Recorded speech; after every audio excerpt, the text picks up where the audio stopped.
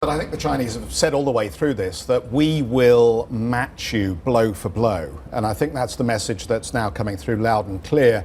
And what we've seen from both of the parties here is very political lists. So as far as the Americans are concerned, they've constantly complained about what they see as IP theft and the way that the Chinese have reverse disassembled technology product from the United States so that they can make it themselves or take ideas from it.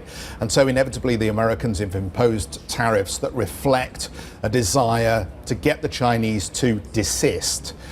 The Chinese, for their part, have said, OK, Donald Trump, where's your political heartland? It's in the Midwest. It's the agricultural areas of America. You can have it back. You can have soybeans. You can have orange juice. You can have tobacco. You can have whiskey. And that's where a lot of the tariffs are looking to be imposed at this point. Of course, there's lubricants in there as well, maybe a nod to the shale industry. And of course, what do Americans love? They love cars. So why don't we just dump some on the auto sector as well here? I haven't at this point found out whether that includes Harley Davidson as a motorcyclist. That's one company that I've been very, very keen to look at here. But I think there are just a couple of points to make here.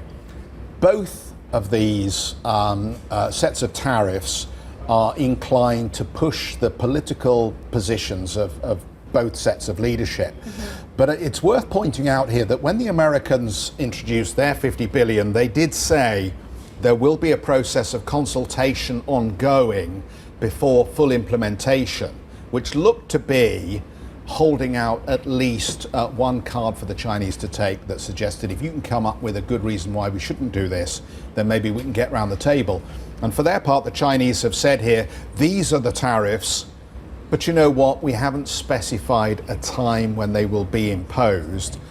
That, it seems to me, is the Chinese also holding out an olive branch, suggesting that if we can get round the table and talk about this, maybe we could just have a drink and forget about it and move on. Essentially, someone needs to be the adult in the room. But when you look at the economic impact, most analysts will say that so far what has been announced is going to have a minimal impact on both sides. I mean, not including the latest number that we just got out of China, to the tune of 0.1% GDP on both sides. So this is less about actually economically hurting the other country, but more about political posturing, as you say. It is, but it's also about sentiment, and it's also about where this story stops, because I would say for the markets, the sentiment effect will be quite negative. As we're seeing this morning. As we're seeing, and I mean, there hasn't been huge reaction in Europe, but it will be interesting to see where the story goes next. I mean, you could argue that we had most of the big reaction coming out of the Easter break. But the other point I would just make is, does it stop with China and the United States? Or does it ultimately go to Korea, to Taiwan, to other parts of the world that America does have perceived imbalances with in trade terms?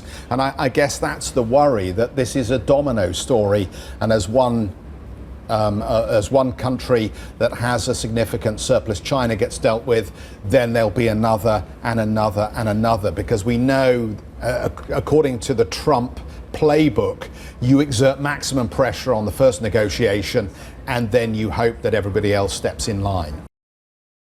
Still watching? Perfect. Click here to watch another great video from CNBC International. Oh, and don't forget to subscribe. Thanks for watching.